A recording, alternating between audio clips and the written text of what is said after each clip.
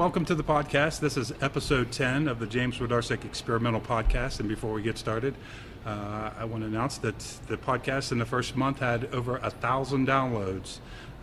In the world of podcasting, Clearly, well received downloads. Thank you. 1,000 downloads is not much. I think we're almost 1,300 now. But for me, I expected to have about 500 downloads after the first year if I was lucky. So this is incredible as far as I'm concerned. So if you've downloaded, liked the Facebook page, subscribed, shared, supported the podcast up until this point, I appreciate it. And I'm still trying to figure out where all the fans are coming from. So go on the Facebook page and send me a message or write a comment where you're from, especially if you're not from the Ohio Valley, because I am really curious of who's exactly listening to this. And but thank you for the support. Right now we're going to cue the music, which we don't have, so I'll edit it in later. Can you play like some good rap music?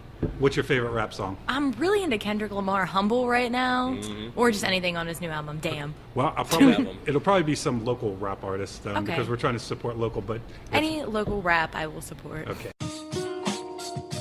We're getting turned up on this podcast. Yeah. Mama always told me go hard. That's right. Yeah. That's right. Ready? Guest for today, Alex Panas. And also with us today is my new part-time co-host, Will Wallace. It's his first time. He's going to be joining the podcast from time to time. I need the money, so I got a part-time job. You're not actually getting paid for this. Well, I gotta go. So I know Alex. She's probably one of my newest friends. We met 2 weeks ago through our friend Sarah Clark at We were at Later Gator, yeah.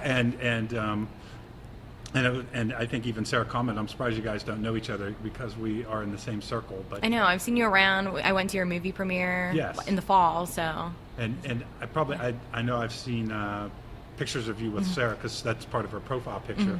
But now we're friends and immediately got you on the podcast before you got to know me too well and realized it was a bad idea. I'm happy to be here. Thank you. Thank you. So I know you mostly from the Wheeling Young Preservationist, but we talked a little bit earlier that you also work for the health plan. And what else are you involved in? I would say I'm mostly involved in WHIP. That's kind of where I've dedicated my time, mostly since I've moved back here. I went away for college, like most of us do. I went to Ohio University in Athens. Go Bobcats. Yep. And I went to Ball State in Muncie. And when I moved back, I didn't just want to, punch the clock 9 to 5 and come home and, just do whatever by myself. I wanted to really be involved in the community, and there was an opportunity with WHIP, and I've kind of just gone full force into that. And my approach to community involvement is just to be dedicated to one or two or a couple of causes and make that your work. I really am not, something that wouldn't work for me is being on like a bunch of different boards or doing a bunch of different things, because to me that's just half-assing something. I would really wanted to hone in on like one or two commitments to make it work. So WHIP has been my baby, I would say, for the last year and a half, almost 2 years. And then recently I've joined the board for OV Connect, so I have been serving in that for a few months. I'm still getting my feet. I pulled you into that. Yeah, Will did pull me in on that, so. And for those who aren't aware, WHIP is the Wheeling Young Preservationist. Yes, Wheeling Young Preservationist. I think that's when I met you, is when we both had to do interviews to join the steering committee. And I was like, I don't know who this lady is trying to step on my turf. That was it. But from all accounts, you've been a welcome addition. Absolutely. I should say that we're recording on the top floor of the Artisan Center in the banquet hall, I guess. And so the noise you hear in the background are the diners down in River City that are getting ready for the show Annie, I believe, tonight. No, Rent's tonight. Rent is tonight. So if you hear people clinking dishes and chatting in the background, that's what that is. It's definitely not the whiskey I'm drinking. Yes. This is the spirit of an experimental podcast. This is the first one I think I've done while drinking alcohol. There we go. I think it'll help. It's the second one I've done drinking alcohol of two. That's right. So this is a question, especially when I have younger people on the podcast. When I was young, everybody moved away after college and nobody wanted to come back, but you did. What made you decide to come back to the area? That was purely out of necessity. I didn't want to. I'll be completely honest about that. When I was graduating, I was living in Muncie, so I had an internship in Indianapolis, so I was definitely looking for jobs there. I loved Indianapolis.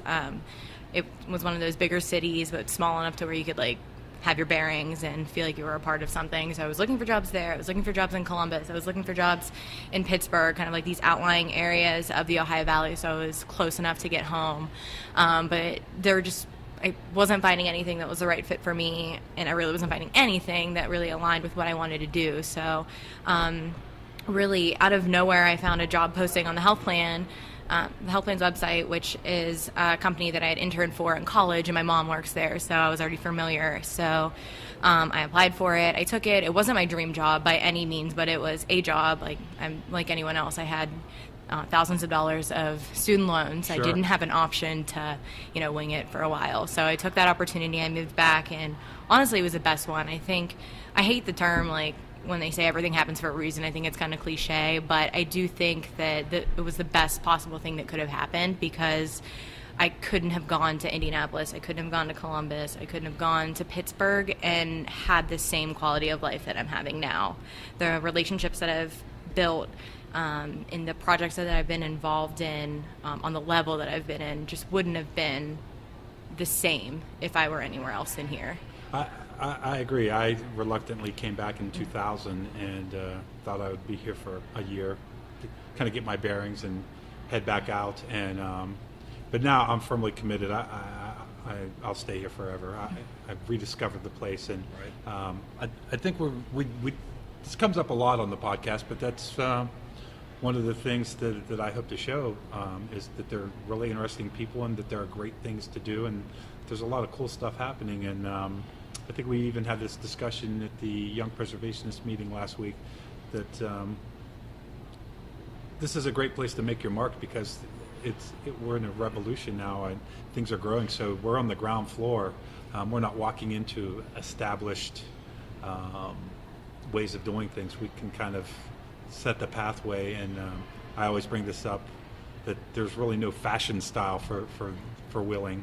When you go to Third Fridays or any place that the concerts or whatever, there's no one certain fashion style. It's ruggedly eclectic, and I think that's one of the great things about this, is that it's kind of burgeoning, and we're in on the ground floor, and that and the fact that people are really supportive of whatever anybody's doing. I know for us making films, we've gotten a lot of support, and Bridge and Tunnel has had a lot of support, and I've been in other places where I mentioned this earlier when I was talking to Michael Eifrate, that everybody is your friend until you become more successful than them, then they hate you. But that's not the case around here. When you're successful, people are genuinely happy for you and are willing to help you and cooperate with each other, and I guess there's not a lot of haters, except for Will. I hate a lot. I have a question, and because we share similar post-college career paths where, I came back for a job and that was literally it. But what was that step between I'm here because I have a job to I need to get involved? It was seriously whip. I remember I was on my Facebook page at work, which I definitely shouldn't have been doing, and I saw that there was an opening for a board position. I had not one thing about the Wheeling Young Preservationists.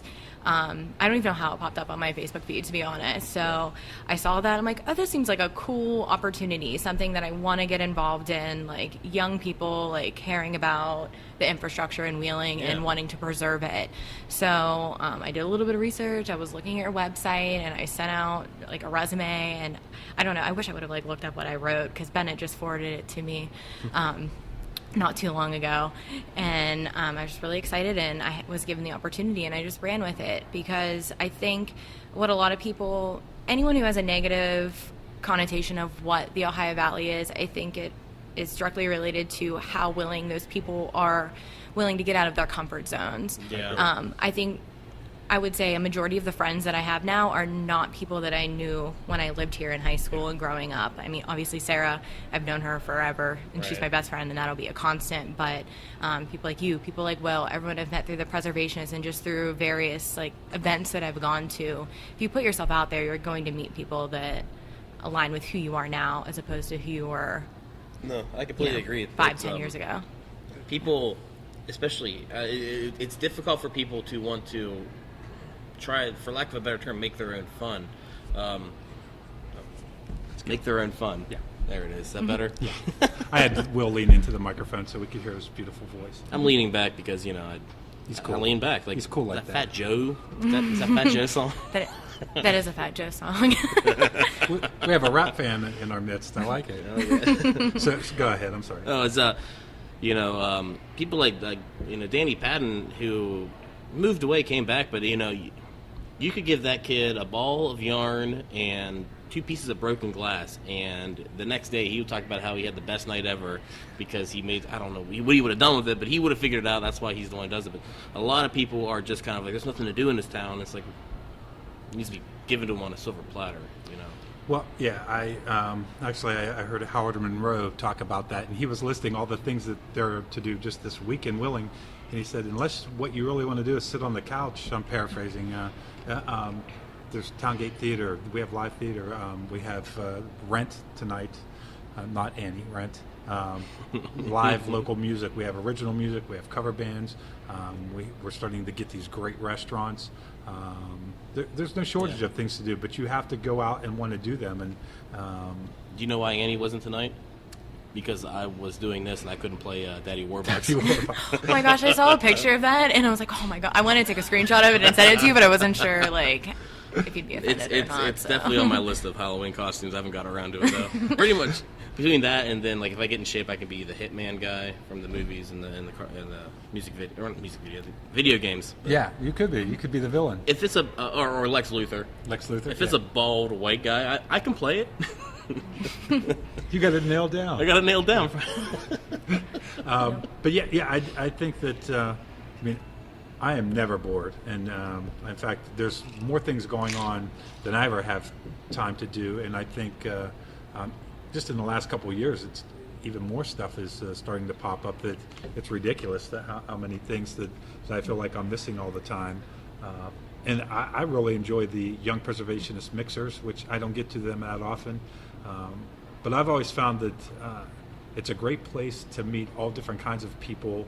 And the discussion isn't always about preservation, but you get to meet these people that are doing really interesting things right here in the Ohio Valley. I mean, that's what convinced me to stay is the first happy hour I went for back when it was the Ohio Valley Young Preservationist was dance through the years that Wheeling was growing. Like, different styles of dance was a dance troupe doing it, and they forced us to go and dance. And I had to, obviously have to dance with a bunch of people I didn't know. So I learned, I met a whole bunch of people and learned a little bit about history and about the growth of Wheeling, and all these people were super jazzed up to help, and it was interesting. Yeah. It was so new. Just the attitude that people have. And I think what's unique about the Wheeling Young Preservationists is you don't have to be a hands-on preservation. You don't have to be saving buildings to be a part of it, and that's what I like, because I certainly am not a fan of hard labor on a regular basis. So I bring what I can to the table, which is writing and making us sound good when we're doing things. But the people keeping us and keeping organized. everyone in Jeez, check. I'm pretty organized. But I think what's unique about our group is that any person from any walk of life could walk through the doors and come to an event and feel welcome, because it's not just about saving buildings, it's about building a community, making people excited about Wheeling, and just getting back to making your own fun. We are kind of on the cusp of like fun season in Wheeling, where Right. you have to choose between all the different events going on. Like last night it was a Friends of Wheeling dinner, and it was the OV Connect happy hour, and I'm sure there were a handful of other Absolutely. events going on, and it was Mother it's Earth nice. at Later Gator. Yeah. Oh yeah, Mother Earth Later Gator. And which then there was an open mic bowling that Adrian Niles Really? started over at the bowling alley In St. Clair's. over by the tunnels. Oh. Over by the tunnels, yeah. Or no, not bowling, pool. Pool. The pool hall over by the tunnels. Yeah. So it's nice to have to choose between what Yeah. you're going to do on a Wednesday night in Right. Wheeling. So that was really neat. And I also think what's unique about Wheeling too is that if there's not something that you like going on, like if you're not interested in going to a concert or going to the Friends of Wheeling dinner, you can make your own opportunities. Aaron and I were driving in tonight for this interview, and we were talking about, he's like all up in arms about this craft brewer that got bought out by Anheuser-Busch. Yeah. And he was like, people don't understand like craft beer and how that hurts them. And I'm like, well, why don't we like reach out to local craft brewers, the Wheeling Alers and the Wheeling Brewing Company and brew keepers, and have an event where it's like beer school, and you learn about the value of craft beer and what that means for like their own like economy, and what that means for the local economy, and what it means when a craft brewer gets bought out by Anheuser-Busch or some other big company. So because I think there's just that opportunity. You can't do that sitting in a bigger city. No, like, you're absolutely right. well, I mean, you can do it, but is it going to be successful? The minutia. Yeah, and then you're competing against like really like extravagantly cool things that are going on in a big city because they can get like bigger entertainment. Yeah, like Anheuser-Busch. Yeah, so you have that opportunity in Wheeling to create your own fun, and it's very attainable and can be very well received if you do it right. Well, and I guess to the extent that if people think that there aren't things to do in Wheeling, and maybe there aren't as many things, like you said, that there are in big cities, that leaves a lot of room for new events like that, where people are looking for things to do, that you can have an audience that aren't distracted. And what I'm really excited about is the collaborations between different groups, and something that I've wanted to do for a long time is to combine these different people that are doing interesting things, and hopefully by having the podcast where we're giving exposure to what people are doing, and maybe bringing it to a wider audience. But so your idea of having a night where they discuss craft brewing and the different issues around it, but if you could combine that with music afterwards, so then a band has a place to play, and people that are interested in craft beers are a lot of times the same people that are interested in original music, and if they're not, maybe by the end of the night they will be. And then everyone has to eat, so throw in some local food there, and you have like this great thing of multiple people collaborating to. Exactly. And it breaks that problem that we just mentioned about 5 minutes ago. People not wanting to get out of their comfort zone. They're still in their comfort zone, but they're experiencing something that like I don't really like seeing live music, But I'm interested in craft beers. Yeah, so I'm here now. I didn't know this chef made this, and this band sounds pretty good actually. Yeah, and I think it goes back to what I was saying at the beginning, and I didn't mean to like be disrespectful by any means by people who serve on multiple boards, because it is what it is. Like that's not totally that. But I mean, what I think I was trying to say was have a cause and be dedicated to it, and I think it's really easy to get excited and see all the opportunity in Wheeling and say, I want to be in the beer community, and I really want to focus on local food, and I really want to care about the art scene and all of these other things, and you get so excited that you can't really do anything that makes a difference. But if you focus on that one thing where your skills align with what that group of people need, and then you reach out to the other people who are trying to do the same things, and you can collaborate, that's where magic happens, because you don't have to be a jack of all trades. You can rely on the people that are experts at what they're doing and make amazing things happen. Well, absolutely. And I know for myself, I definitely sometimes spread myself too thin, and I get excited about a bunch of different things, and I kind of tend to go really deep on something when I'm excited about it. But I am aware that while I'm really focusing on one thing that I'm passionate about, there's other things that I'm neglecting, and so I can respect that you've, at a young age, you realize that I'm going to pick a couple things that I'm really interested in and put everything I have into those things. And I think that's an important, the other thing that I think is really important is there's a lot of things that are, it's good to talk about things, but at some point it has to turn into an action. Absolutely. And that's probably my biggest gripe in life in general. Maybe not my biggest one, but it's definitely one of my pet peeves is too much talk, not enough action. And so I'm really happy to see that there are people with action that are accomplishing things. That was one of the biggest reasons between that and your ideas why I really lobbied for you to join OV Connect, because OV Connect is a successful group but they kind of do the same things, and they're not dogging on them. They growth works with it, but if you Well, want they're to finding expand a way. it, yeah, if you need to expand your group, if you need to expand it, you need to have new ideas, and I don't have any. So, Well, that goes to Alex. And you've already brought some Yeah, great I think things that's to the table. probably, I mean, not to like boast myself, but I think that's the one thing that I can bring to the table that I will say. I'm organized and I'm action oriented. I have some good ideas, but I'm also willing to listen to others. And whatever the consensus is, like this is the good idea, we can find a way together to make it happen. I know I personally, and I think a lot of other people can agree, like it gets really monotonous to sit around and just talk about ideas, talk and Right. talk and talk. Like at some point, we can talk about the most grand idea for like a huge festival, but maybe what's most attainable right now is to have a happy hour on a Thursday night and Right. make that the best happy hour that you'll go to all month. right. Well, Channeling your Absolutely. resources where it's going to make an impact rather than talking about this great idea that's and that's- never going to come to fruition in the way that you want it to. That is the biggest asset in any group, whether it be in my experiences with you, with WHIP and OV Connect, is that you're talking with like-minded individuals in a board, so everyone's kind of like, oh yeah, you need to do this, we can do this, and then after the meeting when people start putting their whatever. Well, I guess because we deal with this in the film business, everything's great when it's a discussion and it's an idea, but putting it into action, it becomes work. And when you really start to think about all the steps it's going to take to accomplish it, it's a lot. And so that's where people like you that are proactive, because any project, the bigger the project, the more important it is to have a person. I always call them the locomotive.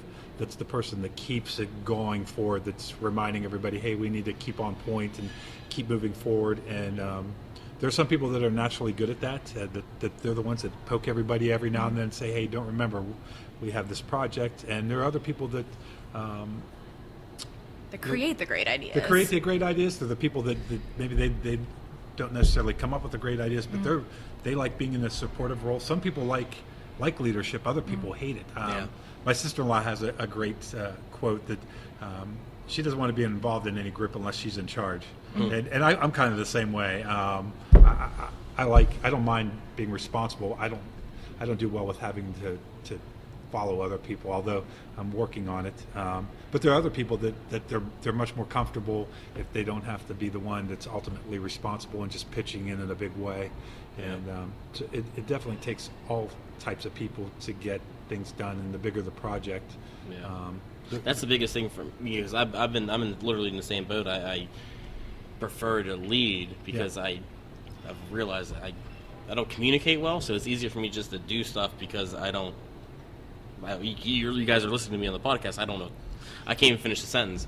But like working with people with Alex, it's been nice because I can just not, for lack of a better, just take orders and get stuff done. I don't want to say it like derogatorily or negatively, because it's nice to be like, I'm an absolute mess and I can't organize anything, and then there's someone like, you need to get X, Y, and Z done, and it's like, oh shit, you're right, I completely forgot about everything that I said I would do, because that's how my brain works. Right. Well, yeah, it's Yeah. I know for me, with the films, I got a good crew of guys, and when I take the back seat on the project, I know it's still going to get done because they have that same drive that I do to see it to completion. And that's nice to have more than one person involved in a project that when they say that they're going to follow through with something, and so that makes you a great asset to the group. Yeah. And, I think that's when you know you have a good team, when you don't have to keep checking in. Like, it's good to check in, Yeah. like that's fine, but when a group can function independently of you, but they benefit from you, that's good leadership. You're not a good leader if you're withholding information and you can't delegate. I think that's like a huge part of leadership, is being able to delegate, and then the team being able to function from there. And I think you and I are really similar in that way, Will, that you kind of like were dogging on yourself, but I think that both of us have kind of that ability to be there, to embrace the good ideas, but to have that realistic grounding in saying like X, Y, and Z needs to get done. Yeah. I'll be honest, I follow up better than you do, but I think at a basic level, we kind of have that same understanding, which is why I think you Absolutely. and I work so well together, because we know, like, you know, we can sit around and talk about this forever, but what's Yeah, like the right. bare bones? What do we need to get done before this next part can happen? And I think it comes a lot more natural to you because you're just a lot more organized as a human being. It was forced on me because I put so much stuff on my plate that I literally, without wanting to see anything fail, had to figure out a way to Yeah, chop sometimes things you gotta up. let things go. That was just So, let's talk about Wheeling a little bit. The last Young Preservationist meeting I was at, a thought occurred to me. Couple things, but they were talking about different models of other cities that have had success, and I kind of thought, man, it's good to look at what other cities are doing, but it's also good to look at what Wheeling has that's unique, and how we can capitalize on those. And one of the big topics has always been the waterfront, and it kind of occurred to me that in other cities where they have a river that runs through it, they're able to really make that a center attraction. we literally ignore it in this town. Well, but when I thought about that further, I realized that we have these historic buildings in North Wheeling that they're in a weird position to the river where you can't. They're too close for you to build anything behind them, and you don't want to tear them down to put in something that faces the river. We do have Heritage Port, which is great. I guess, we could move Lowe's. But We're never moving Lowe's. That is a staple. Yeah.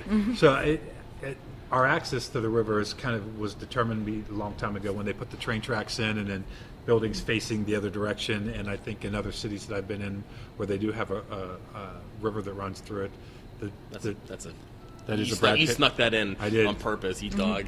A la Brad Pitt. He owes me. But Yes. so, like in Cincinnati, what they ended up doing is using river boats. So you only have a couple access points. I mean, honestly, not to cut you off, but that's the same thing. That's the whole reason the Heritage Port was put in, because they took out the wharf parking garage, and the wharf parking garage's lower floor was designed so they could park riverboats in. Yeah. So when they took it out, they said we need to have the similar thing for the Stern Wheel Festival and those things that come in. But Cincinnati's capitalized on it so much more than we have. Not that I should say capitalizing. I mean, that's their niche. I don't think we should shadow them, like you said earlier. Right. What's unique for us. And then, so the other thought that came out of that was the idea that for the longest time I thought maybe one thing would happen in Wheeling that would maybe put it on the map, that it would be known for, that would draw people in, the way the band Nirvana really brought a lot of attention to Seattle, and then all of a sudden people were moving there. Yeah. Like Pearl Jam. Like, Throwing them on the bus. But- They're on blast, Pearl Jam. but in talking to Jake Dougherty after Dougherty. Dougherty, I purposely didn't correct you last time we were on the podcast because I wanted it to eat a Jake. And, it's spelled like Dougherty or Dougherty, but it's pronounced Dougherty. I'm too old to change. That's It's fine. It's Dougherty. Dougherty. That's fine. Jacques. I'll call him Jacques Dougherty. Dougherty. But the idea that maybe what will put Wheeling on the map, or that will make people think that it's special, is the fact that it's so eclectic. That somebody that comes into town for the weekend or moves into town, they'll realize that I'm interested in 5 different things, and there's people doing all 5 of those things here. So rather than people moving in for one sole purpose, whether it be the art scene or the film scene or the music scene, that they just move in, they realize, man, this is a place where I can explore all of my interests, because it's very diverse and eclectic.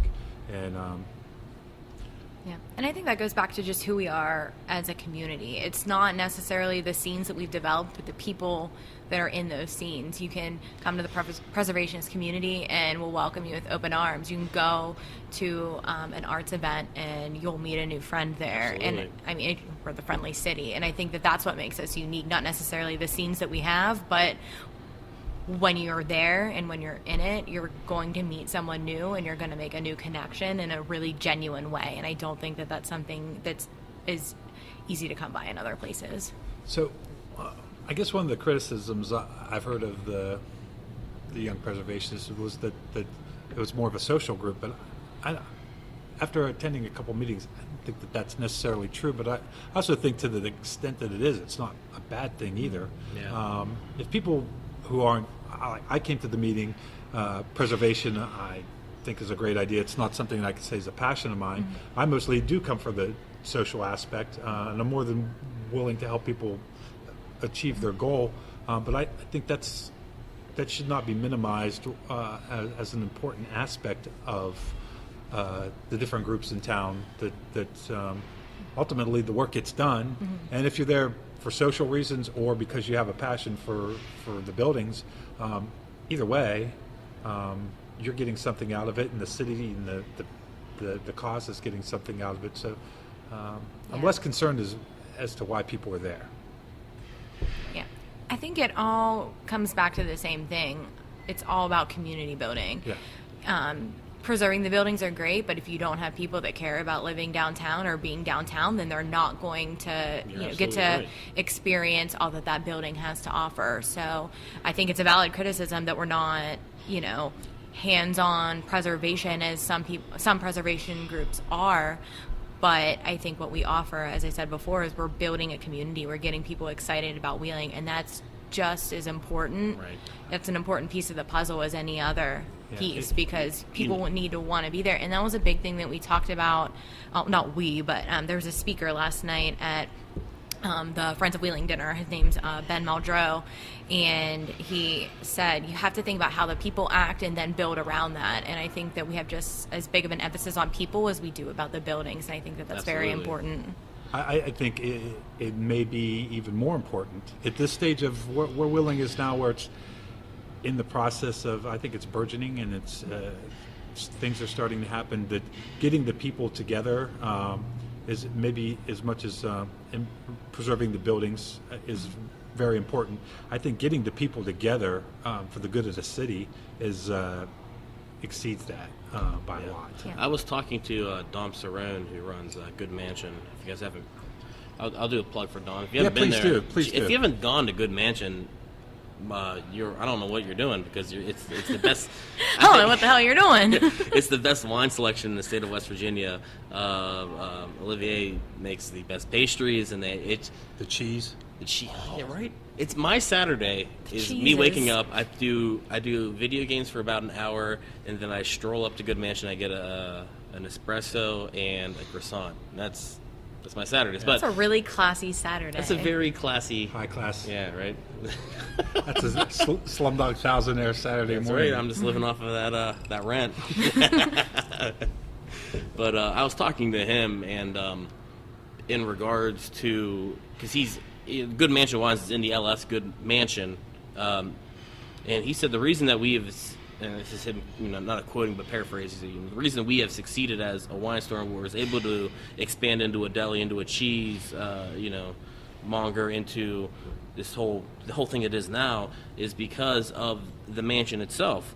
If I was just in a storefront in the Elm Grove Terrace or on the Highlands, it would just been plaza. it would been another wine store to go to. But because it's in the heart of this historic district in East Wheeling, because it's in an historic building that's absolutely beautiful, people came there because it was different, because it was beautiful, because it was because it was something to see. It was more. You weren't just buying wine; you were going to Good Mansion to buy wine. That goes back to what we're saying about preservation. You're not saving the building because the building is beautiful. You can't save the building because it's just beautiful. You need to use the building to save it. You can't save something if it's worthless. Right.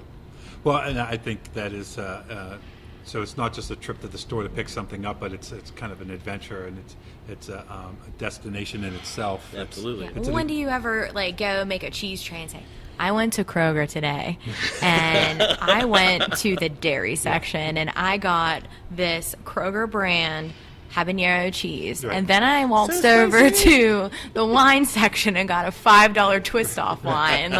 It's so much more exciting of a story when you go somewhere that has a story. Right. There's nothing exciting about a Kroger. I'm sorry, Kroger. I Sorry, mean, I shop Kroger. there every week, but but- it's not that great. It does take something that's a chore and makes it into a pleasurable experience. Yeah. And that's really important for a community to have things like that, because Right. if you can find ways to take the everyday things in life and make them pleasurable experiences, that's what makes a city desirable to live in. Yeah. And I think that's the things that I see are happening more and more in Wheeling. I still would like to see us have the kind of coffee shop where you can show up there and sit on the couch and have a conversation like we're having now any night of the week. Yeah, and, wouldn't that be nice? And I really believe that it's going to happen. The right person will come along. Talking Absolutely. to some of the bridge and tunnel guys, I know that they're hoping to have a space where regularly that we can have live local You know, it's music. funny. The reason that we had to delay this podcast because I was talking to Josh Taylor, and the reason we were talking for so long is for that very reason. Really? Yeah, it's a true story. But me and Michael were talking about that earlier today on. Well, don't believe anything Mike says. Wow. I'm joking. He's a very good person. He is, and but we kind of mentioned that when the time is right, it'll happen, and I think that's probably the biggest mistake that people make is. I always say that everything's my most important thing and the biggest mistake, and but I think change on the scale that people are expecting and willing is the kind of thing that takes a long time. I met an interesting man, and I can't remember his name, at one of the Crofts parties, Andrew and Patricia Crofts parties, maybe 3 years ago, and I said, man, I think this is going to be my year. And he goes, well, this is going to be a good year for you, but he says your best year is 5-6 years ahead. And he was kind of a guru type that read my soul, or maybe at least feel that way. And I'm like, really? Because I feel like this is going to be my big year. But he was right. It's every year things seem to be getting better, and same for Wheeling. I think our best years are ahead of us, and maybe even, I think things will get better every year. But we're far from our peak.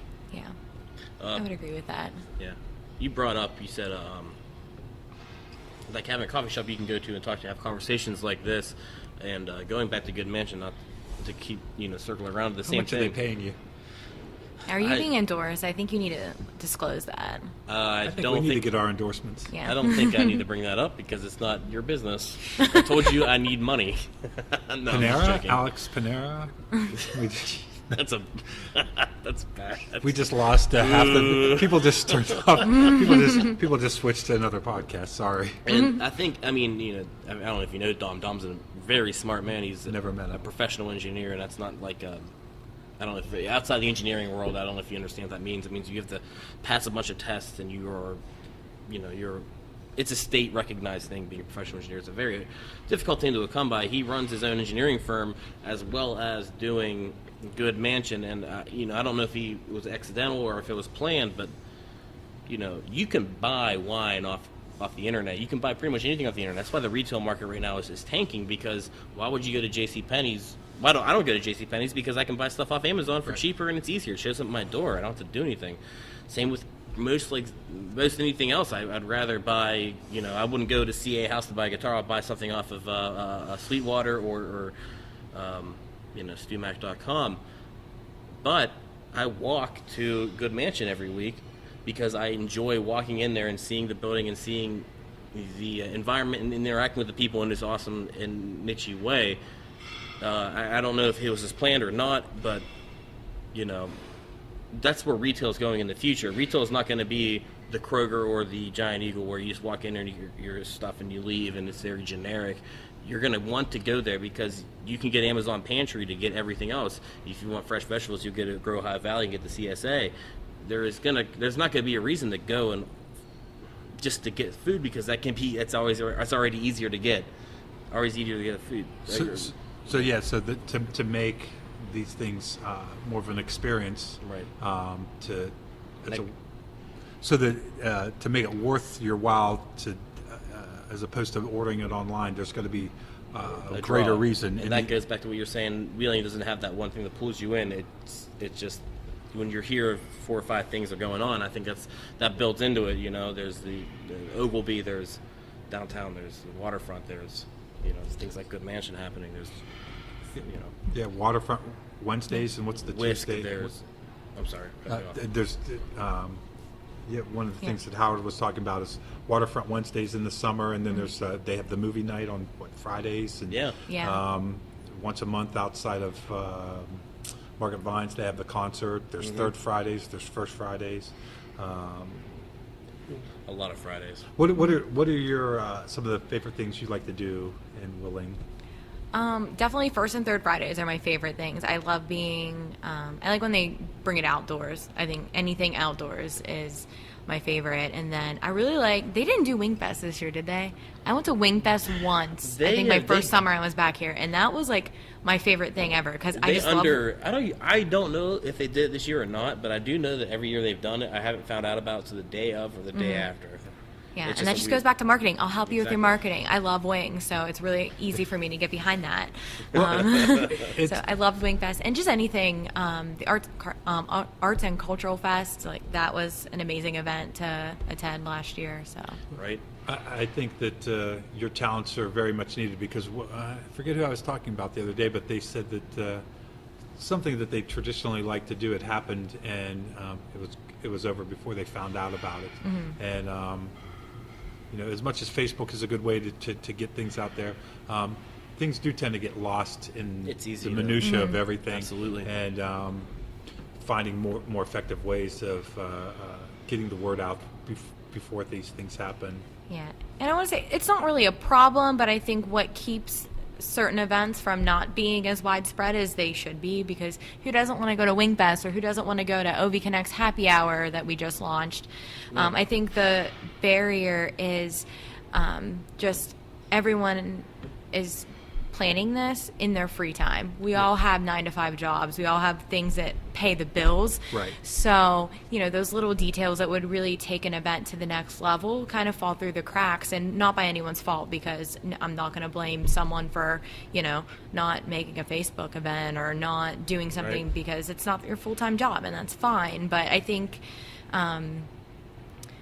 just as we move on, just having more people at the table to be able to step up to the plate and it not falling on the shoulders of a few people, that's what'll eventually make it more successful.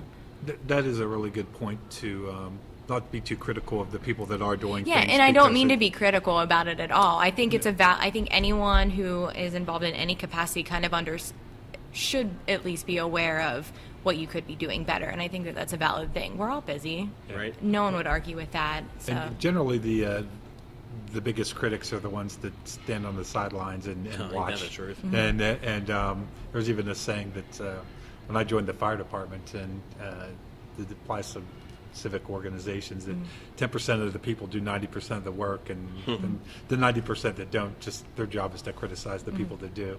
That's not Sounds always about the right. case, but it is.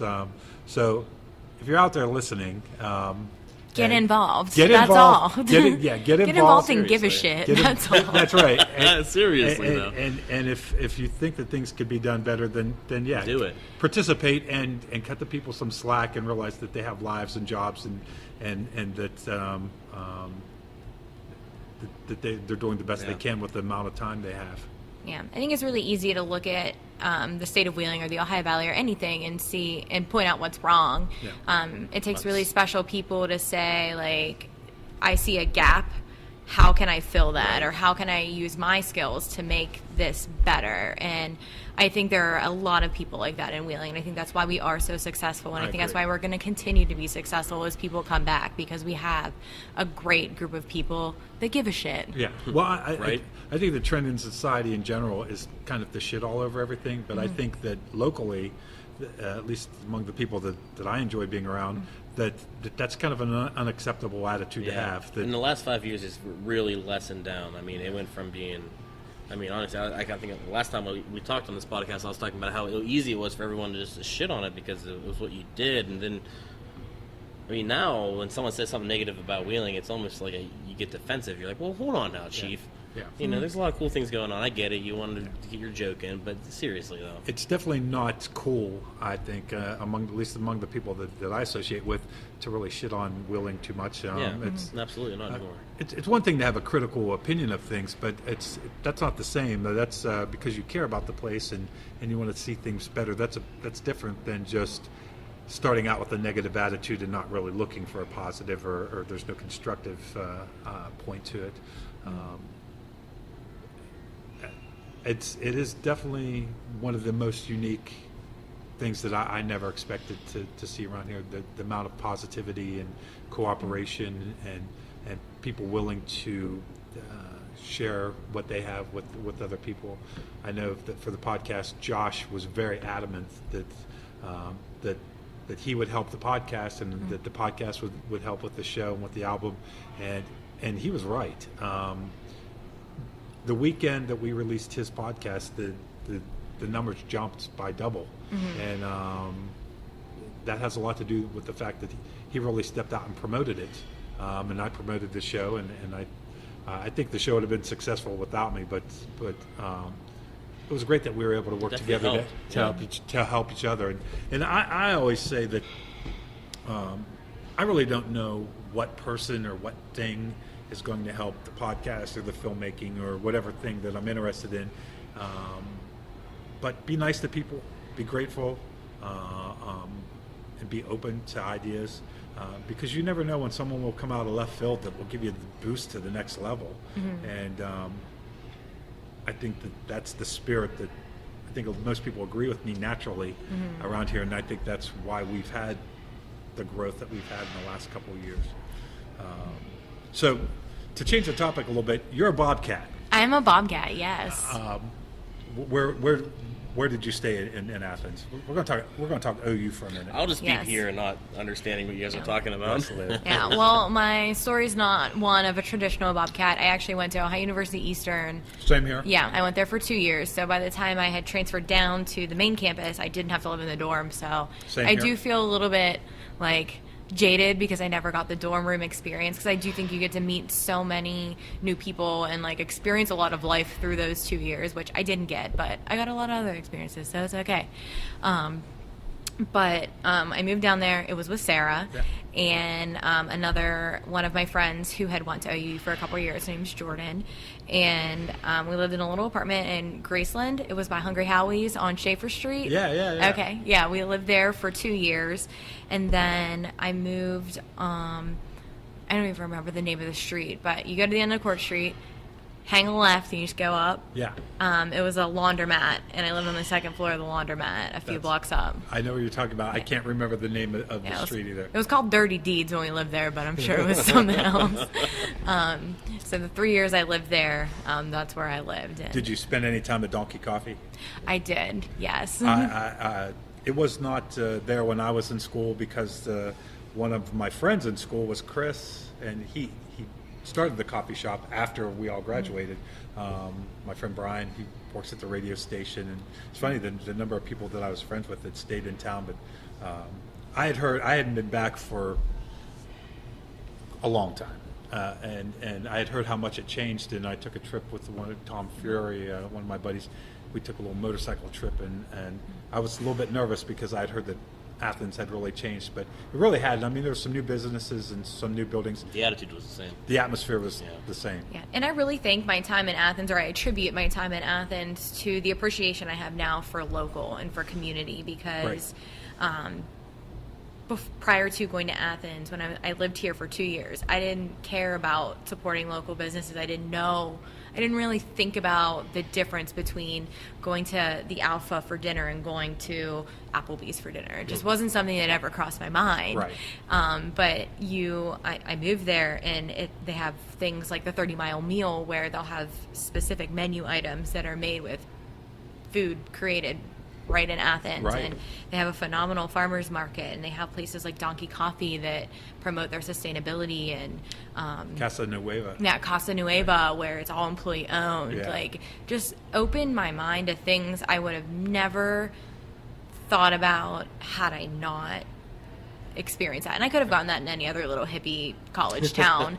But I think going to college to somewhere like that really does open your mind. So when you can come back, you can appreciate what you have. I didn't realize when I came back, like, you know, all these great places existed where I can have that same feel local and in my hometown. And I would say that I agree that the feel around here is as close to the feeling that I had in Athens, and part of what made Athens special, I think, was the fact that there's nothing close by. So you're kind of stuck in town. Even if you have a car, it's not like you can take off when you're bored for the weekend. They have the bike path that if you need to go to Walmart, you can bike 1.5 miles and go there, and people do it, and I think it's awesome. And we in other campuses, like I think about Ohio State, you can really commute in every day and not be involved in campus life at all. But if you're going to OU, you're pretty much going to get involved in town because there's nowhere else to be, and we're all squeezed in together. And I think that is what helps build that sense of community, because you don't have people that are kind of coming and going all the time. Yeah. And I just think where Athens is situated, it is in such a poor county and such a county that's dealing with a lot of stuff. It's one of the poorest counties in the state. And I think what the university does a good job of, and at least some of its programs from what I've seen, is it integrates the students into the life of the community. You don't just go to college and get your degree and go home. You really learn a lot. I know my sister, she just graduated over this past weekend with a degree in nursing, and she did rotations and clinicals in the hospitals, and she saw a lot that was going on with, like, babies being born addicted to drugs, and she's dealt with the senior population and learned a lot through that. One of my friends, Jalen, had an internship that required her to have internships through the summer, and one of her internships she spent at a local nonprofit called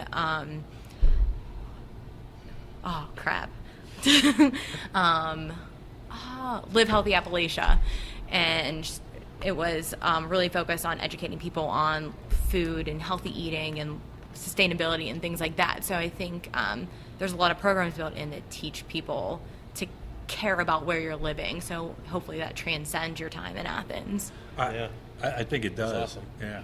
I went to WVU, and the only thing, it's funny because, like, you know, some of the things you mentioned were very similar to my experiences. Like coming back to Wheeling from WVU, I was looking for a coffee shop like the Blue Moose, like my favorite bar, McLafferty's. I was looking for similar experiences because it has the same vibe, but at the same time, that stuff didn't happen there. The only thing we cared about was, not to dog on WVU, but the only thing we cared about was, you know, football and drinking, and in my case, graduating without the least amount of effort and still graduating. Which I feel like I attained, but yeah.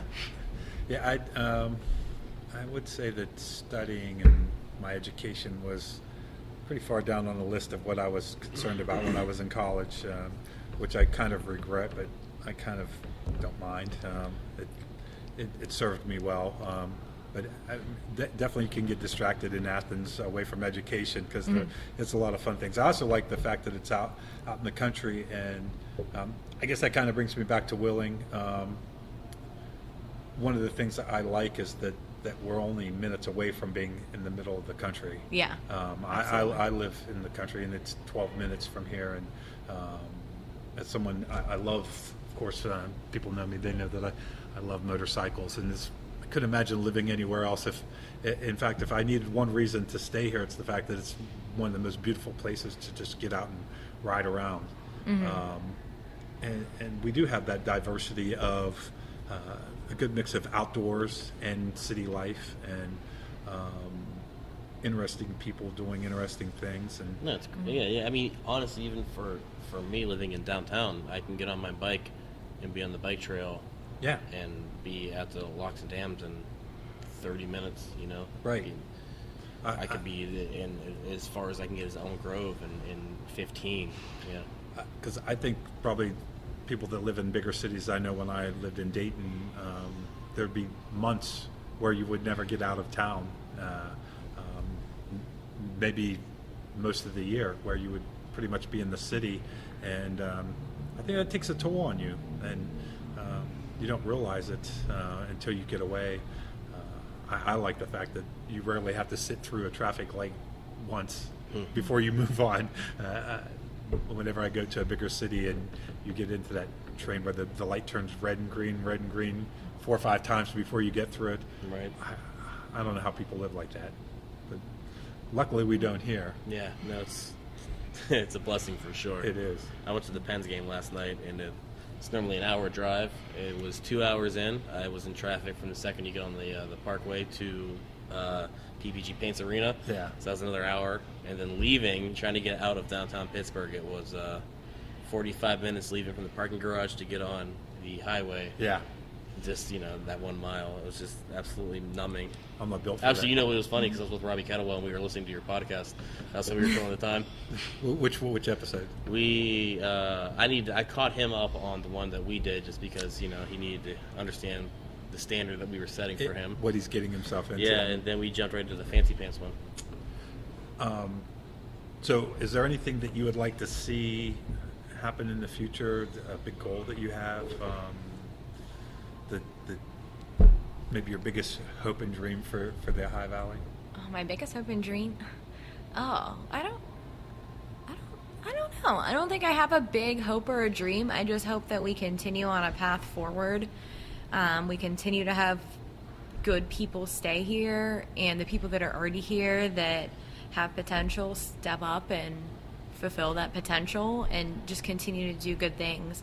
I don't know if it's because my sister graduated this past week and she's moving back that I have all of these ideas of just involvement and commitment to community on my mind, but I think so much to where I was a year and a half ago when I first moved back. I said this wasn't my first choice earlier in the podcast, so I wasn't particularly happy about it, and I remember that I was just kind of jaded for a while and a little bit disgruntled, and it was obvious to people who had met me. So I would hope that anyone that listens to this podcast, or maybe if you're listening and you know someone who's moved back and might be in that same space, kind of disappointed that they're here and that this isn't their first option, just encourage them. It's okay to be upset, but channel that into something good. Where we're at, it's as good as you make it. Yeah, that's a very good point. Yeah, and I also think that what you do in your personal time can really be fulfilling if you do move back in your first job. I told you my first job wasn't my dream job. I really didn't like it at all. But what gave me fulfillment and purpose was what I did for community. And for people that are moving back and they're not in their ideal job and they're really disappointed where they're at, don't blame it on Wheeling. Don't blame it on anyone. Just channel that and be a better employee, because I think employers recognize people who care and people who are dedicated. And it doesn't matter if you're in Wheeling, if you're in any big city, employers recognize people who give a shit. Right. And I think that if you can put your ego aside and just put your nose down to the ground and do the best work that you can, it'll pay off in all areas of your life, your career, your personal life, and anything else. So I don't know. That's my big message, I think. I just want people to give a shit. I couldn't agree more. I think that your experience in Wheeling and your life in general is what you make of it. And if you sit around and bemoan it, then it's not going to be very good. And if you look for the positives and you highlight those, you're gonna have a good time no matter where you are and what you're doing. And as far as your career, I think anything that you do, if you take pride in your work, even if you're at the lowest level, and it's maybe not something that you want to do, that's a good skill to train yourself to have pride in your work. If you're in high school and you get a job at a fast food restaurant flipping hamburgers, but if you approach it with, you're going to be the best person at flipping hamburgers, that mindset will help you when you do get the job that you want. I think what happens a lot of times is people will say, well, this is not really the job I want, so I'm going to slack my way through it. Guess what? When you get the job you want, you're a slacker. And you're probably not going to do well in that job. Whereas if you can kick ass at a job that you don't want, when you get the job that you do want, you're going to be exceptional. And I think that's a good message for the young people out there, of which you guys absolutely. are. It was funny you listening to you talk, Alex, because I don't think we actually had this conversation before, quote unquote. We had very similar post-college lives, but I just never really verbalized it because I'm not as, Eloquent. Obviously, if you're listening, I'm not as eloquent as you. I need help by James. My new co-host. It was the same thing with me when I took my job where I work. I was underground as a coal miner, and I definitely have 2 degrees in engineering. It's not where I was thinking I was going to be, but I said, you know what, I'm here. I'm not going to let, be shitty about it. I'm not going to let a hill jack outwork me. Right. And so I just, I put my nose down there, and I definitely, those guys are Hard workers. A lot of hard workers, and they're incredible. They're smarter than me. I mean, I was just a stupid college kid, and they made me know that. But you had to have that experience to learn that. Worked as hard as I could, and that's all they asked. That's all anyone asks. If you work as hard as you can, if you give a shit, like you said, Alex, it goes so much farther than any door that you could be opened with a good degree. Right. Degrees don't open many doors as people think they do. Yeah, I want more people to realize that, because Right. you come out of college on a high horse. You think you know it all, and you really Absolutely. don't. And Yeah. I just want more people. I think I'm lucky to have realized that a little bit sooner. And I don't know, maybe I'll listen back on this in like a year and think like, Alex, you're such a douchebag. Why would you say anything that you're saying right now? You still don't know anything. And I'll admit that I don't have it all figured out now. But I just think the more humble you can be and try to get what you can from any situation you put yourself in, you'll be in a better position than you are when you walk into something and act like you have it figured out, or think that you have it figured out, because we're all just winging it. Yeah. How old are you? I am 26. I'm going to be 27 next month. And you are 28. 28. So this is what kind of blows me away, because when I was in my 20s, even 28, I was a smack off. I mean, I literally did not have anywhere near the civic commitment that you guys have, or even the knowledge or desire to work hard towards anything. Millennials, baby. Yeah, I think millennials take a lot of crap, but really, Snowflakes are great at work ethic. but it is. I mean, in my 20s, I mostly, had a job and I played some music, but I spent a lot of time just hanging out, and the thing that I'm realizing now, that working on a project like the Young Preservationist, spending time with people that you enjoy, but working towards a project versus just getting a drink at a bar, which there's nothing wrong with that. You need to wind down and relax, but there's something about the relationships that you make with people when you're working towards a common goal, especially something that you're passionate about, that I think surpasses just a casual friendship. I know for me, working with on the movies, you really bond with the people, and it accelerates your friendship, and it's a good way to spend your time. And as much as the different things that I enjoy doing can be hard work at times, and beyond just the reward of accomplishing a goal and producing a film or having a podcast done or whatever, I think sharing these intense experiences and feel like you're accomplishing something with people that you care about. Right. That's the reason why I'm involved in the different things that I am, and I'm glad to see that people in their 20s have discovered that. I wish I would have. You might be talking to President Wodarcyk right now. Had I? I wouldn't have voted for you. Very few people would have. A quick question, Alex. Growing up through high school, like I said, I feel like we share a lot of similar traits in this regard. And for me, the reason that I am the way that I am today is mostly because of my father. For Cal Cunningham, I'm going to take the Cal Cunningham Memorial Urination, restroom break, yeah. Urination break during the middle of the podcast. But you guys continue. No, that's Okay. absolutely fine. This is part of it now. Yeah. When I was going through high school, my dad pulled me out of days at high school. Like, he had called up the principal and said he's not coming in today because my dad ran his own contracting company, and he's like, I have to get a job done and I need him there. And so that I'll be working there, and my dad has a very small company. He only had like 4 or 5 employees, and they would, when my dad wasn't looking, they would dog on me because I was the boss's son, the owner's son. And so I had to work twice as hard with very little experience. I took a Christmas break in Mayagüez, West Puerto Rico, to work to assemble a fish tuna canning line. We worked all over the place. I had to skip baseball practice one day to work on something. And without thinking, I hated doing all that shit, but now it just was always, I don't know. It's ingrained in my head through, working at shitty factories. I don't know how you got your work ethic. I think I had the perfect combination of family. I by no means lived my family never made me work. I lived a pretty pampered life. But looking at the two sides of my family, my dad's side, all of my aunts and uncles, including my dad, are college educated, and they are all business majors. So they are very business minded. They are very focused. They are very organized, and they are very driven people. On my mom's side of the family, my mom is a manager of Medicare at the health plan. Oh, wow.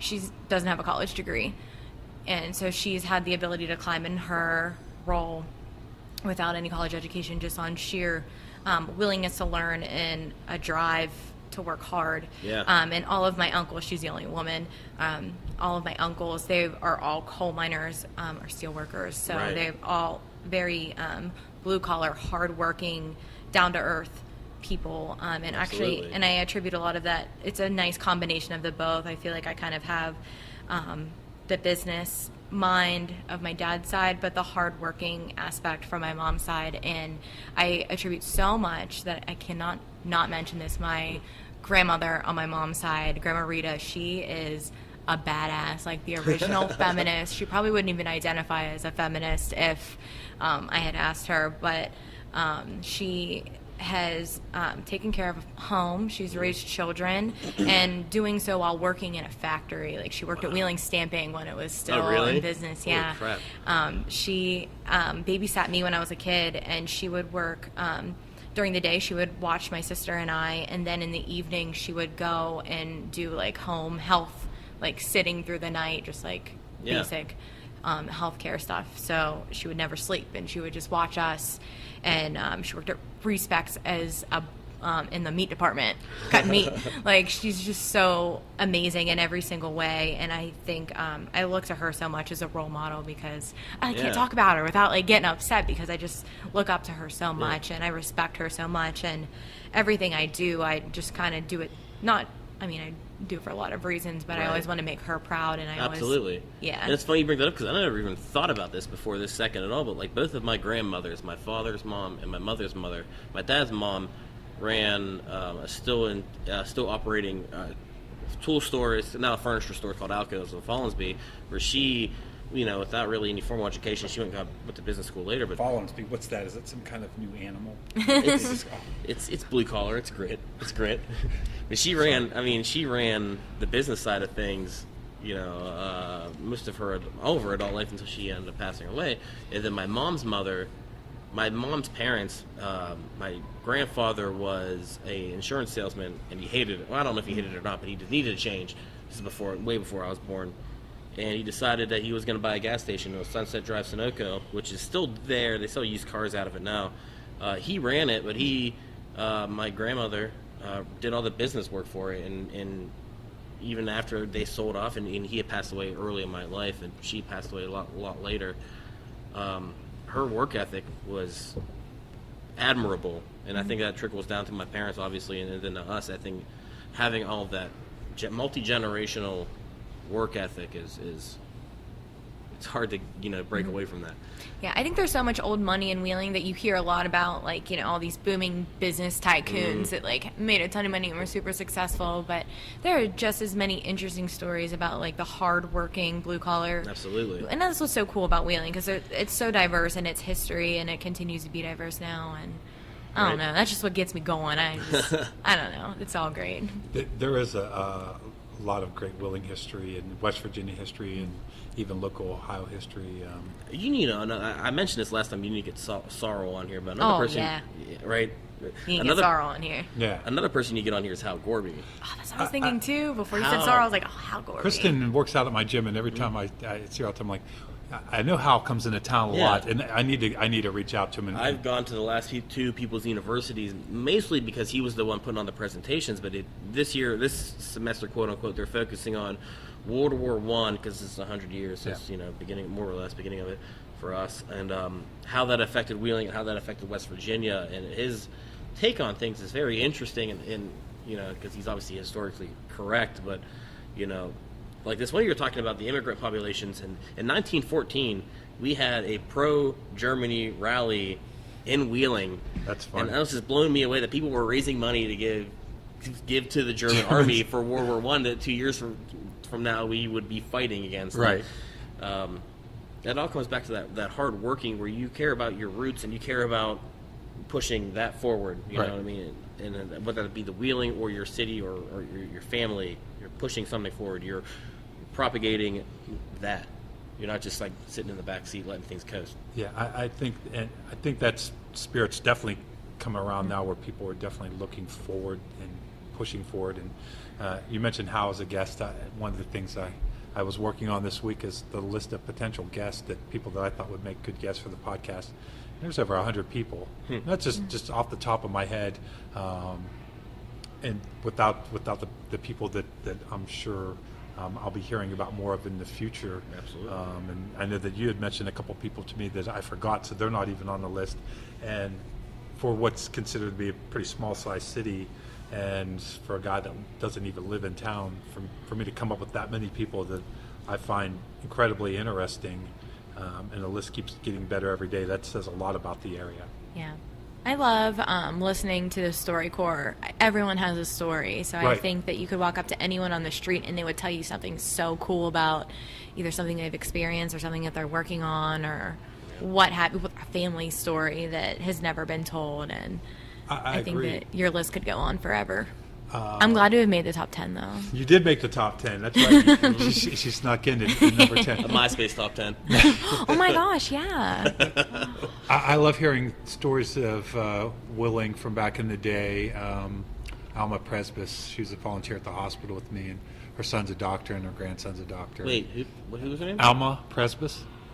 Wait, no, what's her son's name? Who's a doctor? I think it's Aaron, maybe. I'm not sure. I went to school with Tim Presbus, and his older brother's a doctor, and her husband would be a teacher. Might be, yeah. All right, I think we're talking about the same family. I think so. I didn't know. I never knew what the mom did. Anyways, And good people. But That's she would them. talk about how when you would come to Wheeling, you would dress up even for the day, and it was a big experience to come into town, and it's amazing to think that that's how Wheeling was, that you put on your gloves, and a night out in Wheeling was a big deal. And heck, I mean, I'm old. I'm 50 Yeah. compared to you kids. I still don't believe it. I think you're lying. Well, thank you. Time traveler. I remember that we would, this was before the Ohio Valley Mall, if you can believe that. There was only thing left of, or right of, on the other side of Route 40 was the highway and a drive-in movie theater, Yeah. and a big hayfield. But we would come down here for back-to-school shopping at Stone and Thomas, and we would go to the little cafe. I forget the name of what it I was. couldn't tell you. And the fountain still worked out there, and it was a big thing Yeah. for me to come to Wheeling. Not that we never came here, but my mom would bring me down, and for dentist appointments, and we'd park right there. Wheeling's known for their dentists. Got a lot of good dentists here. We'd park at the wharf to me, which was incredible because I'd Right. always want to go and look at the river, and Mm-hmm. Stone and Thomas I work was with incredible to me. Yeah, it's funny. I work with a lady. She's a paralegal, and she retired and comes back and works part time. But she, when she found out that I bought a building in East Wheeling, she always talked to me about, because she grew up outside of Coleraine, and Yes. I think she's probably close to 7. No, I don't want to put an age on her because I don't want to be rude. She's definitely like 65 to 70, Yeah. and she would talk about how Close to my age. she would come into Wheeling because that was the thing to do. She would save up her money, and then she would grab the bus, and the bus would take her to like Bridgeport. She'd grab another bus across the river, and then she'd have all the money she saved up as a kid. This is when she was a young child. Yeah.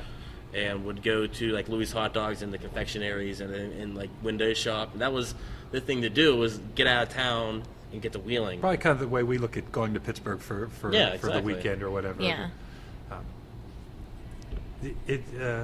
Well, the thing that I find interesting, I live in the town of Barton, It's an old coal mining town. But one time there was a high school, a grade school, I think 5 churches, 5 bars, a doctor, post office, a grocery store that actually had an elevator in it because it was the chunk of land that it was on.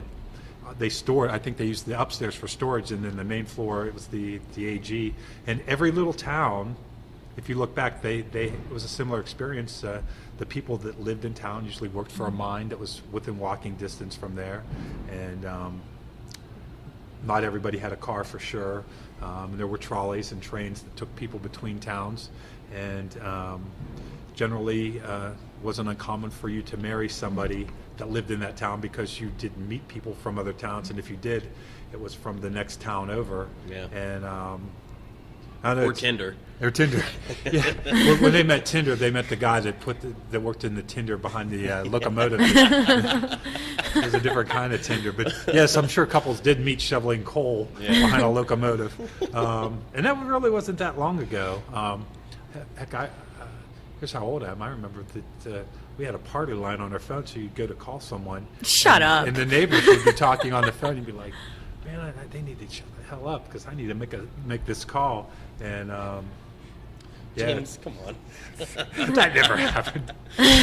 No, I did live in the days where you'd call the switchboard operator and have them connect you. But yeah, I mean, I Isn't grew up it crazy how much we progressed in in my lifetime. Yeah, in just your lifetime. We Now did. we're like swiping right to To meet people. to meet Well, people Not my with bride. yeah. Swipe right. Well, Netflix and the access to entertainment. We had 3 channels, and in the summer, everybody 7, 9, and 4. Which, if it came in, you had 4 and PBS.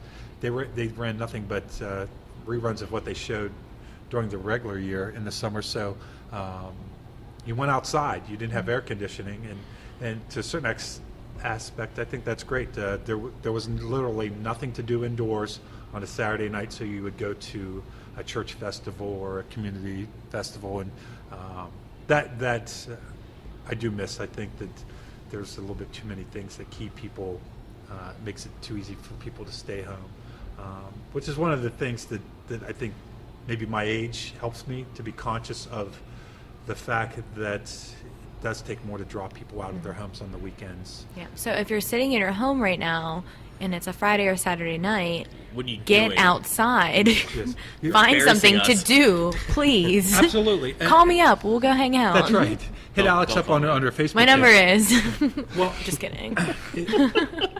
I will say I agree with what Howard Monroe was saying earlier today, that if you think that there's nothing to do in the High Valley, it's because you're not trying hard enough.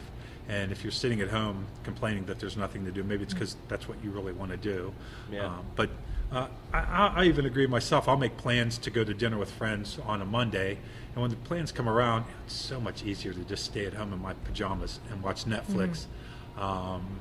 Thank God I was still probably with my parents and my generation that if you make plans for Friday night, you go even if you don't feel like it. And the great thing is that once you get there, you're glad you went. Yeah. But it does take a little bit of effort to break away from all the things. I mean, we're not bored at home. Nobody's ever bored. We have these phones that are at the end of our hands that have endless information and games and contact with people. And you do feel like because you get a little interaction from Facebook, it gives you the feeling that you're interacting with people. You're not. Yeah, it's easier to swipe right than it is to walk up to someone at a person, bar and say, right? "Hi, Will Wallace. Yeah. You Don't want to be talk my to me." friend?" Yeah, and well, that's interesting that you mentioned. I was talking to somebody at work. When I would go to a bar in the '90s, it wasn't uncommon to talk to a stranger. You'd be getting a drink, and especially if it was a cute girl. But even if it was just a dude, you would you'd carry on a conversation, and maybe that person a year later is your best friend. Or Yeah. I remember I'd just broken up with a girl, and this kind of getting into a personal story, but me and a couple of my friends, we were all in a similar situation, and we'd go to the same bar together, and we always wish we had a bigger group of friends, and that was at the beginning of summer. And by Christmas time, I remember looking at Jarvis, one of the 3, and we're at this table with this big group of friends, and we're like, this is what we always wanted, to have like a big group of friends, and it happened over time. And I don't know that conditions are as easy for that to happen, because I noticed that people are less open to that. If you're playing pool or something, and the table next door, if you have a conversation with them, they almost look at you like you're weird. I remember very distinctly, it was probably over a year ago, and this is perfect because you were going to tell Sarah that we were telling embarrassing stories of her. So this isn't really embarrassing, but I think it speaks very true. Embarrassing. Why? No, I think it's very true to what we were saying. It was just her and I at the brewery. We were sitting at the bar, just having a drink.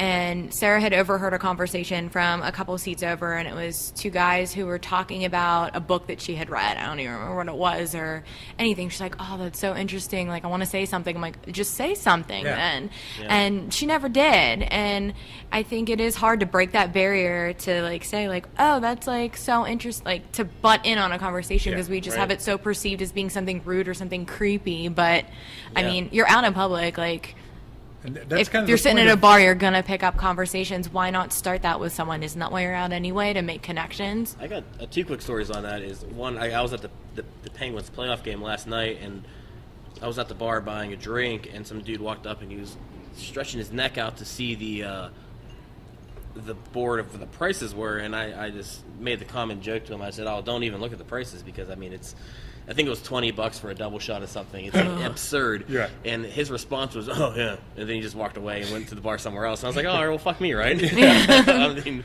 why is this person talking to me? I don't know you. We didn't grow up together. On the flip side, I was sent out to Phoenix, Arizona for work last winter, and I wanted to see the Grand Canyon, so I made a point to fly out early, and I rented a car, and I drove up to Flagstaff. And I spent the night in Flagstaff by myself.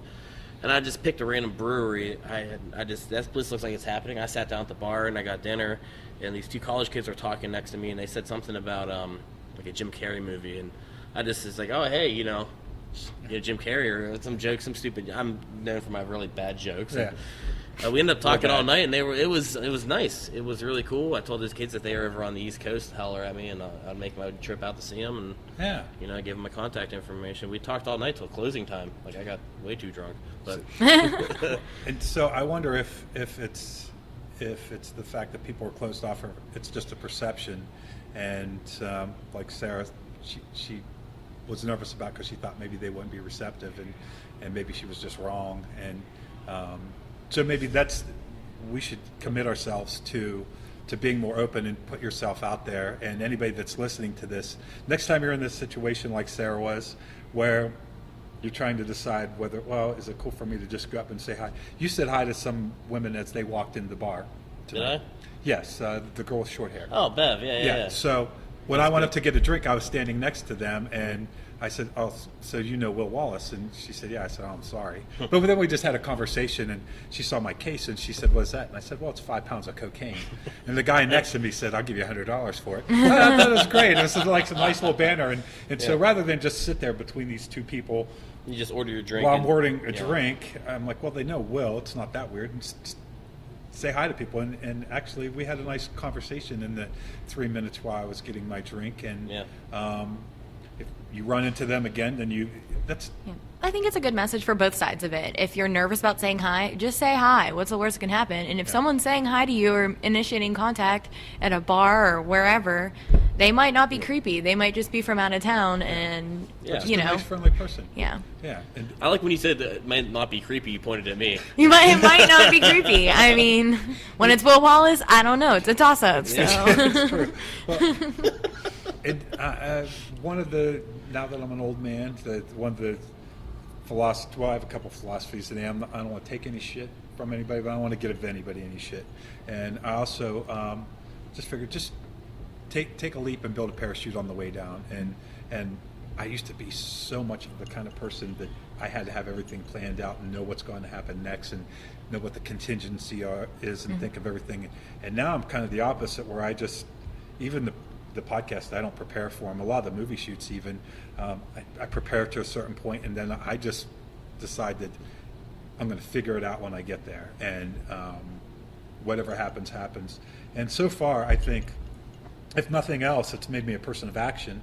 And even the show of hands, when we were here, at the last minute, Desi said, just speak from your heart. Because I had notes, and I was going to read thing that I had timed out that I thought would be about 4 minutes, and at the last minute I just left the paper on the table, and I'm happy with the way things turned out, and That's, if I can encourage anybody, don't overthink things. Be a just person do of it. action. Just do it. Go out there and do it, and you're definitely going to fail.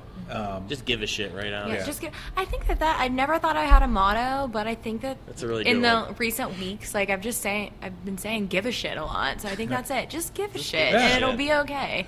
Well, I think it's good to have a motto or a mantra or a thought in mind, a way that you're approaching life at that moment. That helps guide you when you get to certain intersections in your life, and give a shit is definitely a good one, and get involved and so if you're listening to this and you don't have a motto, give a shit. Give a shit. Give a shit and enough. come up with your own damn motto. Yeah. Yeah, don't steal Alex Panas. Panachis. I get Panas. I get Panas. Panas. I get That's a bad other one. That's yeah not other names too, but it's Panas. fair. And you were worried that we wouldn't have anything to talk about. Here we are at 90 minutes. Yeah, 90. I'm sorry, everyone, that you had to listen to us for that long. Well, they didn't. That's the thing. If they're listening at this point, it's because they wanted to. Yes, well, thank you. I appreciate it. And if any of you want to be my friend, find me on Facebook. Oh. And so I don't have a personal page, or I don't have a public figure page, but you can find my personal account and I'll approve you. Yeah. If you're worth approving. Yeah, I guess that's true. And- If you don't give a shit, I don't give a shit. I'm just kidding. I sound so mean now. Can we just end this? Yeah, I think we will. I didn't mean to. Just give a shit. Just give a shit, people. Well, Alex, it's been a pleasure the last 2 weeks being your friend, and thanks for coming on the podcast. And it's been a lot of fun. And Will, Yeah. thank you for co-hosting the first of many, I'm sure. I hope I don't unless screw it up. unless I get a bunch of messages from people saying, "Don't have that That asshole." guy's an asshole. He doesn't even talk great sentences like that one. He ain't talk right. He ain't talk right. He makes West Virginia look bad, and I'll try my best to. and thank you for listening to all the episodes if you have, and like on Facebook, and like I said earlier, let me know how you found the podcast, what you think of it. Anyhow, all right, coming up next after this, we're going to try to have some local rap music. I'll hit up Ron Scott and ask him what we should tag at the end of this one, since Alex is a Yes. rap fan. I am. That would be great. Thanks, everybody. Yeah. Thanks. Yeah. Bye. Woo. Give a shit. Give a shit. Yo. Hey, Kels. Bro. They ain't ready. Had a lot of shit change, I don't fuck with nobody. A lot of shit change, now that rapping ain't a hobby. Had a lot of shit change, everybody won't rob me. All that shit changed, but it still won't stop me. Had a lot of shit change, I don't fuck with nobody. A lot of shit change, now that rapping ain't a hobby. Had a lot of shit change, everybody won't rob me.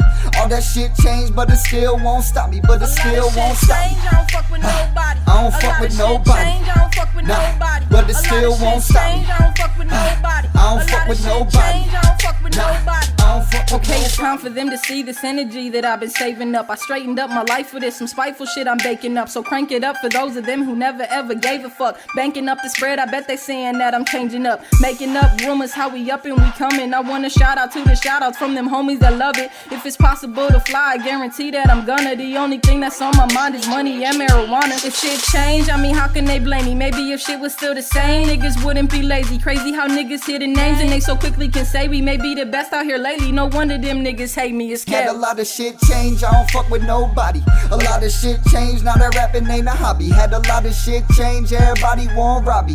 All that shit changed, but it still won't stop me. But it still won't stop me. I don't fuck with nobody. I don't fuck with nobody. I don't fuck with Nah, nobody. but it still won't stop me. I don't fuck with nobody. I don't fuck with nobody. I don't fuck with nobody. Had a lot of shit change, I don't fuck with nobody. Pop pills for the pain, now I got a sober body. Music grind for the fame, came a long way from a hobby. Couldn't get strange, now a bad bitch riding shoddy. I've been getting to the bucks, cause I wasn't born with it. Came a long way from opening car door hinges just to take your riches. I was hardcore with it, if a cop chased hot gates, I was parkour with it. Had a lot of people try to cross me on some Jesus shit. So trusting a few disciples is the way that I'm seeing shit. Earn my stripes on some zebra shit. Now my paper legal, bitch. You hating Caitlyn Jenner, diva, Knicks can eat a dick. Hating is what they be on. Put it in your girl mouth, her head shaped like a safety cone. She deflate my balls, I'm Tom Brady's clone. Never needed a soul, I could stay alone. Had a lot of shit change, I don't fuck with nobody. A lot of shit change, now that rapping ain't a hobby. Had a lot of shit change, everybody want Robbie.